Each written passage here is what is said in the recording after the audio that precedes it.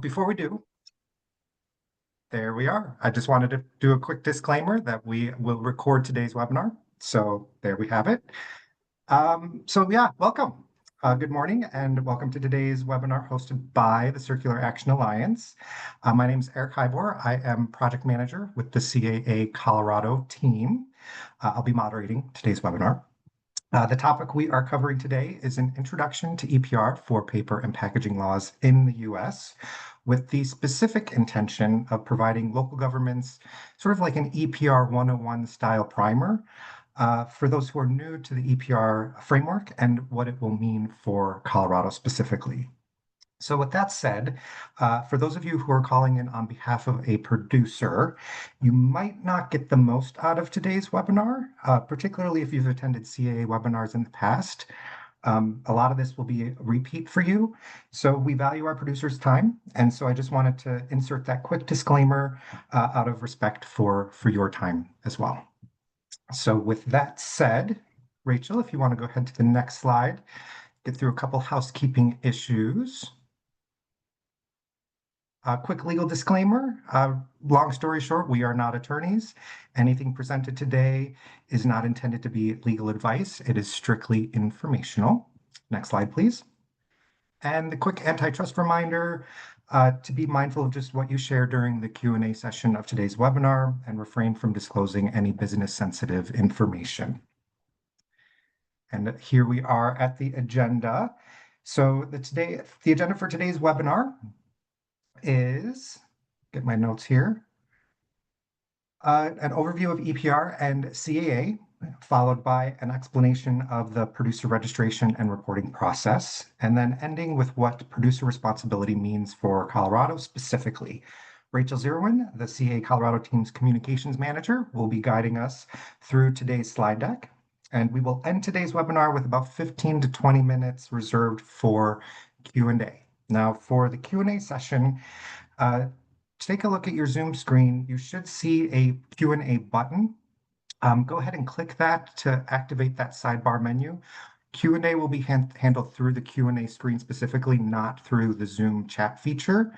If you don't see the Q&A button, hit the little more button to access additional menu options, and the Q&A button might be hidden in there as well. My colleague Morgan Bachman will help us keep an eye on the questions rolling in, and will provide any technical support throughout today's webinar as well. So between Rachel, Morgan, and myself, we are your guides for today's webinar.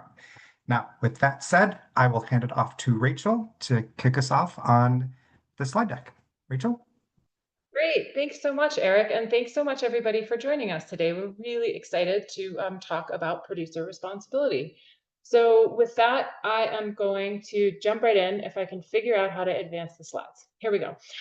So we're going to talk, I'm going to kick us off by saying, like Eric said, this is a pretty introductory session. So I'm going to do my best to avoid acronyms. That being said, this can be a bit of an alphabet soup. So with that, our most notable acronym potentially is EPR.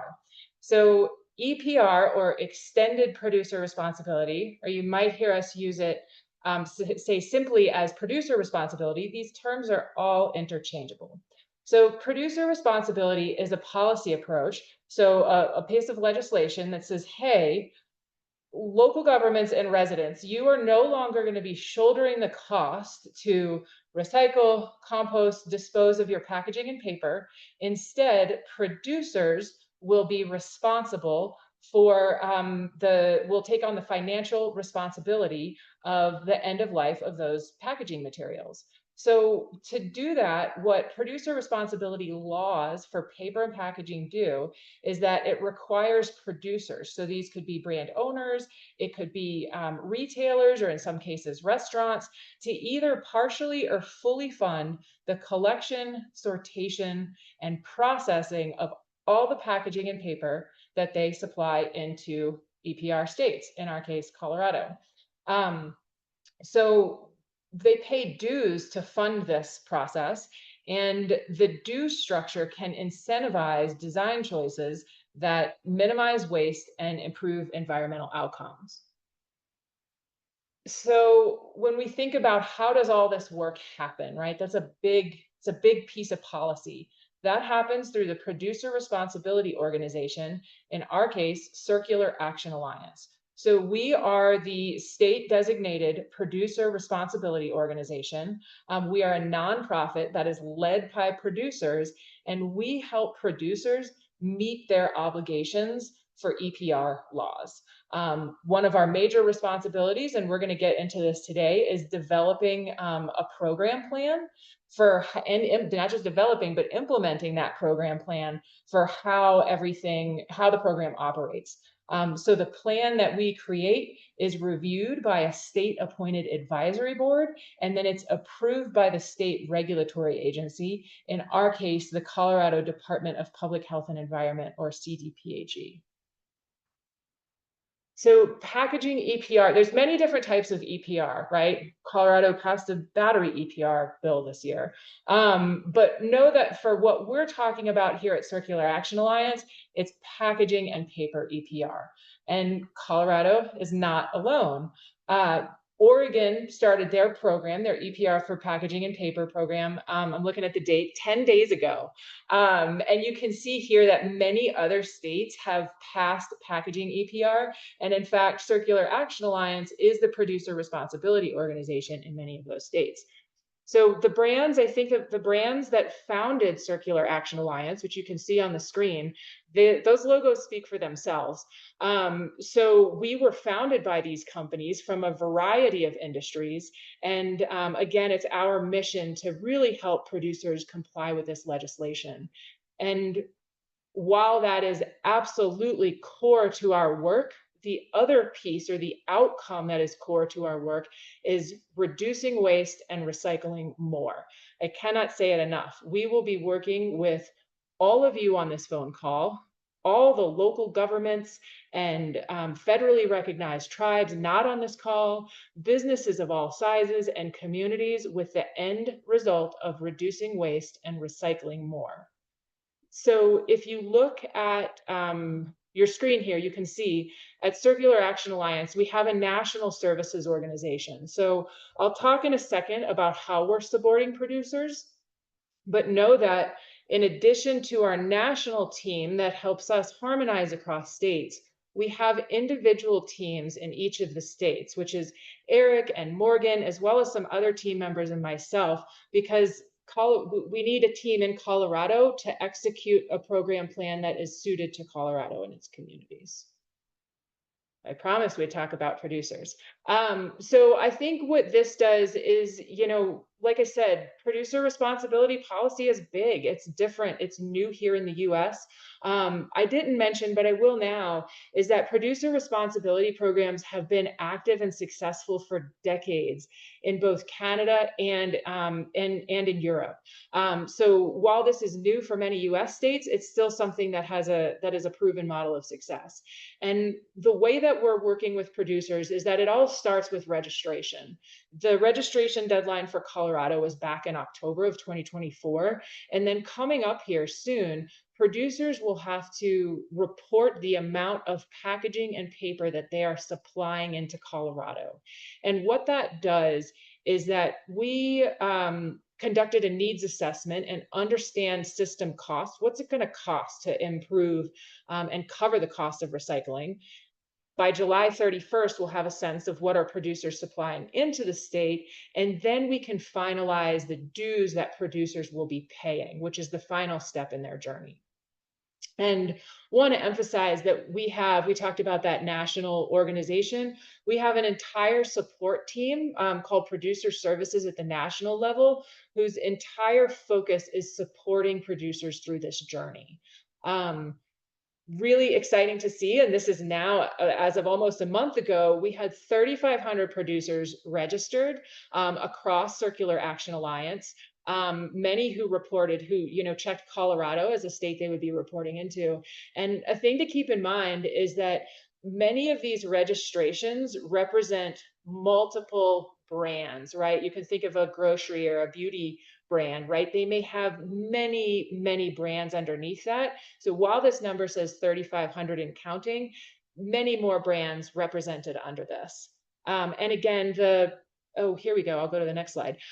So our producer services team is very, very much focused, like I said, on helping producers through this process with training events, with written guidance, with a whole process for answering questions. So know that we are hand-holding every step of the way because we want this to be successful for all.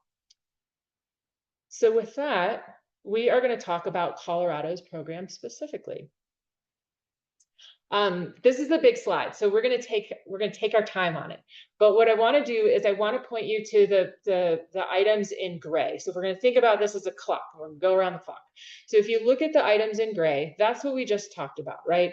Producers are fully funding this system in Colorado, which is unique because many of the states producers may only partially fund the system. So here in Colorado, they're fully funding the system and they're paying dues. Right. So if we look now and bring your eye down to the blue part that says covered entities. So covered entities are the folks that receive recycling services at no cost under producer responsibility. So in Colorado, residents are covered entities. It doesn't matter where you live. Could be residents in a single family home, duplex, triplex, townhome, apartment building. All residents are covered entities. Over time, so starting in 2028, other covered entities in Colorado include a selection of non-residential entities. So some of those include schools, government buildings, small business, hospitality. So you can see some of that detail in our program plan, but know that we're really focused on starting with residents, who, again, exciting stuff, will receive no cost recycling under EPR. So now if we go further around the clock in the circle and we look at those items in yellow, all of these pieces are going to be who receives system funding under producer responsibility. For those of you on the call who are already recycling, you know how important education and outreach is to have a successful program and to reduce contamination. That is covered and receives funding under producer responsibility. Collection and post-collection. So one of the exciting things about, a lot of things are exciting. I am genuinely thrilled to see this come to life across our state. It really is monumental, and we're excited to have you all be a part of it. One of the things in the law is that collection of these covered materials needs to be as convenient as trash. So collection for a lot of people in Colorado means curbside collection because that's how their trash is picked up. So that's a covered service and receives system funding. The materials recovery facility where those recyclables are picked up and sorted, that is covered under producer responsibility. Another piece written into Colorado's law is compost facilities. Now, curbside composting is not covered, but what is covered is funding to reduce contamination and increase recovery of covered materials. So if you have a composter in your community who is currently accepting compostable materials, they can say, hey, I need some help to reduce contamination, and there's funding for that. Additionally, if you have a composter who does not currently accept compostables but would like to start doing that, EPR supports that funding as well. And then finally, we have end market. So REM, or REM, stands for Responsible End Market. And what this does is we want to make sure that Circular Action Alliance is investing in the end markets that are safe and environmentally responsible so that our recyclables can get turned into new items. I told you we were going to spend some time on that one. So the program plan, that details how all this work is going to get done. So if I take us back to February of this year, we submitted a plan proposal. You can think of it as a draft to the state's advisory board. The state's advisory board said, hey, you need to make a couple changes to comply with the law. And then throughout this time period, we've also received feedback from other interest holders. So on June 30th, we resubmitted the Colorado program plan, incorporating those amendment requests, as well as some other changes just to make it more clear. And I think Morgan's going to go ahead and pop that plan link in the chat. If you do want to read all 232, something like that, 230 something pages, you're welcome to do that, or you can just stick with us for the next 20 or so minutes. We'd encourage both if you have time. In all seriousness, no, that plan is a great, it's a great resource. So even if you can't sit down with it all at once at 230 pages, after today's session, sit down with a plan and look at those sections that are most applicable to you. Highly encourage. So one of the things that is in the plan is recycling rate targets or goals. So if you look at this chart and you look at the 2022 column and bring your eyes down to that blue bar, 25%. That was our recycling rate in 2022 for packaging and paper. So Coloradans were recycling roughly 25% of all the packaging and paper in their homes in 2022. If you look over to 2035, we're going to more than double recycling rates of packaging and paper over the next 10 years.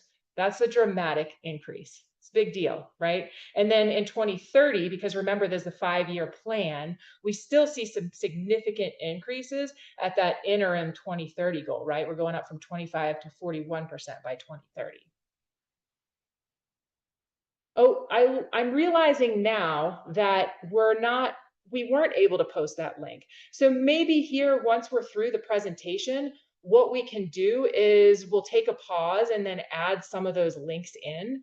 And then we can also send them, because we'll be sending you a follow-up email with a recording. So we can include some of those links in that follow-up email as well. Thanks, Morgan, for calling that out. So we talked about packaging and paper as being these covered materials. Covered materials are broadly broken down into two lists. We have what's called the minimum recyclables list, or the MRL, and then we have the additional materials list, which is, you guessed it, the AML. So the idea with the MRL, or the minimum recyclables list, is that this will be a uniform statewide list of covered materials that anyone in Colorado will be able to recycle under producer responsibility. This makes education and outreach much more streamlined. We recognize that it will take communities time. It may, right, for communities that are not already recycling these items, to get up to speed with the minimum recyclables list, and that's okay. We're accommodating for that. On the additional materials list, you have items that are collected in different geographic areas, but maybe infrastructure doesn't quite exist to collect those everywhere. And the example I like to give is coffee cups. Lots of communities, you can pop that coffee cup right into your recycling bin. Where I live in Summit County, that's a huge no-no. So want to make sure that for the folks who are already collecting things like coffee cups, they can continue to do that. And that's where the additional materials list comes in. When we think about how we're going to get, again, like we started with that plan, we're going to keep getting deeper and deeper. So how are we going to fund collection and post-collection? How will this work? Primarily, that will occur through service agreements. You can think of it kind of like a contract between a service provider, so it could be a local government or a recycling collector or a recycling post collector. So that's a service agreement between that service provider and Circular Action Alliance. This is how we're going to fund all these elements of producer responsibility. Another big piece of it, like I said, is education and outreach. We'll have another webinar coming. The date's yet to be determined, but we will have more sessions later in the year on how that's going to work. And again, investment in infrastructure, knowing that there are places where infrastructure is lacking, Circular Action Alliance will invest over time. As you saw, we have some really big recycling goals and targets, and data tracking, measurement, reporting. All these things are essential to hitting our targets and making sure we're on track, adjusting along the way and improving where we can to make sure we hit those goals. And then the final tool that we have is eco-modulation.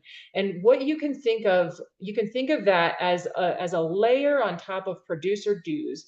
And it's a schedule of bonuses or incentives and malices or disincentives. So if a producer decides to package their product in something that maybe messes with a shredder or really wreaks havoc on a recycling system, they might see a layer of increased dues. Whereas if another producer says, look, I don't actually need all these layers of packaging, let me get down to the basics, and they use less packaging, perhaps they see a decrease in their dues. I don't have to tell you all this. Colorado's communities are really, really unique. And there is zero requirement for communities, waste haulers, service providers of any kind to participate in EPR. We truly, truly hope that you do, because it's exciting for our residents across Colorado to have recycling access. But again, Circular Action Alliance cannot make you participate. The law does not require you to participate. Again, we hope you do. The other important thing to note is that communities will continue to manage their own recycling and solid waste systems. So the law and Circular Action Alliance's program plan accommodate this. So whether your community operates its own recycling trucks and owns bins and offers the service, whether you contract with a single hauler to operate or to provide your residents with recycling, or whether you're more hands off and say, look, we're going to let private businesses serve the residents, you continue to determine how waste is managed in your community under producer responsibility. So no changes there. The big thing to note is that for the communities and eligible service providers that participate in EPR, they will be reimbursed for 100% of the cost to provide recycling services. And what that means on a practical level is that service providers, whether it's a community or a recycling collector, they will no longer charge residents or their customers for these recycling services covered by Circular Action. All right, so we'll look at a timeline here in a second. We are rooting for plan approval in roughly mid-December of this year. And then we are required to begin implementation within 6 months. So when you see this slide and you see starting in 2026, we are operating under the assumption that we will begin implementation in 2026. It's not a switch. We're not going to flip it and everybody's going to have recycling service. That's not how it works, as you can imagine. It's more of a dial that we're going to ramp up over time. I do want you to know that if we look at these 4 buckets, we are starting on all of these things in 2026. So the results may not be visible of all of these things immediately. However, in 2026, we will be reimbursing where curbside access exists. Where maybe we have access, but not a lot of participation, Circular Action Alliance will be working with communities to boost participation in those areas. Where access does not exist, maybe there's a gap. We're going to be learning what those gaps are so that we can build capacity. And then finally, we're going to be working to enhance systems and recycle more items. So we looked at the minimum recyclables list. Over time, we want to see Coloradans being able to recycle more items. So again, all of these actions we'll be working on in 2026. Results will be more visible by 2030 when recycling will be just as convenient as trash pickup for those communities who do opt to participate in producer responsibility. So where are we headed next? You can see all the green checkbox where we submitted that draft or that plan proposal. We've gone through some reviews. Right now, the advisory board is looking at that amended plan, after which they will tell CDPHE, we recommend that you either approve or reject the plan. And then CDPHE has 120 days to figure out whether they're going to approve or reject. Within that 120 days, CDPHE will open a public comment period. For those of you working in local government, you know a lot of times that we hear when people are upset. So if you are excited about producer responsibility and what it can do for your residents and in your community, we strongly encourage you to submit public comment and tell CDPHE how excited you are for this. And then, as you can see, mid-December is when we're hoping for that plan approval. We talked a little bit about those producer deadlines along the way. Producers have until the end of this month to report, and then those dues published at the end of October. Let's see, so how to prepare. This is not on the slide, but I will tell you, encourage anyone in your jurisdiction who you think needs to be clued into producer responsibility to watch the recording of this webinar. So that could be your finance department, maybe it's public works staff, maybe it's other administrative or town clerk's office. Make sure that you start educating them or send them to us or CAA's recording so that they can start to understand how this works and prepare for it. Another thing you can do is on August 7th, so in roughly a month, we're going to be taking a deeper dive into reimbursements, specifically for local governments and how they will be reimbursed for recycling services. So that's an important one. Would love for you to scan the QR code on this screen and attend that. Like I said, date to be determined, but looking to do education outreach webinar coming up late next month or into September. And the way that you can learn about the education webinar or get registered for the August webinar, or even learn about reimbursements once they become available, sign up for the Circular Action Alliance Colorado newsletter. When you do that, you will see some check boxes.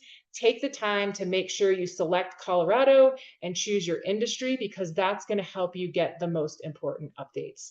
And then finally, we are meeting one-on-one already with communities across the state to prepare, with waste service providers and recycling service providers to prepare. So if you're ready to get started, feel free to email us at coloradoinfo@circularaction.org, and we can get a meeting scheduled with you and your community. And I believe that's all the slides we had. So I will stop sharing, and we're going to move on to questions. Oh, and I'm also going to stop recording as well, so stand by.